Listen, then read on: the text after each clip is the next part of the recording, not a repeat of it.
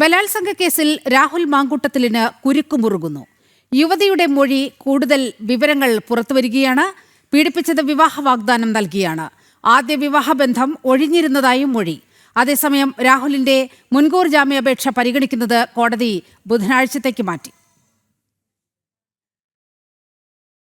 രാഹുൽ മാങ്കൂട്ടത്തിനെതിരായ ബലാത്സംഗ പരാതിയിലാണ് യുവതിയുടെ മൊഴിയിലെ കൂടുതൽ വിവരങ്ങൾ പുറത്തുവന്നിരിക്കുന്നത്.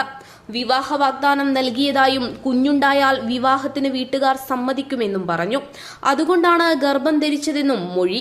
രാഹുലിനെ പരിചയപ്പെട്ടത് ആദ്യ വിവാഹം ഒഴിഞ്ഞ ശേഷം. വിവാഹബന്ധം നീണ്ടുനിന്നത് 1 മാസം മാത്രമാണെന്നും യുവതി അന്വേഷണ സംഘത്തിന് മൊഴി നൽകി. വിവാഹം നടന്നത് 2024 ഓഗസ്റ്റ് 22-ന് ക്ഷേത്രത്തിൽ വെച്ച്. വിവാഹം നിയമപരമായി രജിസ്റ്റർ ചെയ്തിട്ടില്ല. 4 ദിവസം മാത്രമാണ് ഒരുമിച്ച് താമസിച്ചത്. 1 മാസത്തിനുള്ളിൽ ബന്ധം ഒഴിഞ്ഞുവെന്നും യുവതി മൊഴിയിൽ പറയുന്നു. രാഹുലിന്റെ ജാമ്യഹർജിയിലെ വാദങ്ങളെ പൊളിക്കുന്നതാണ് യുവതിയുടെ നിർണായക മൊഴി. അതേസമയം രാഹുലിന്റെ മുൻകൂർ ജാമ്യാപേക്ഷ പരിഗണിക്കുന്നത് ബുധനാഴ്ചത്തേക്ക് മാറ്റി.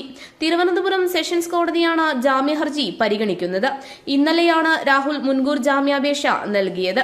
അതേസമയം രാഹുലിനെ അറസ്റ്റ് ചെയ്യുമോ എന്ന കാര്യത്തിൽ ഇതുവരെ വ്യക്തത വന്നിട്ടില്ല. ജനം, തിരുവനന്തപുരം.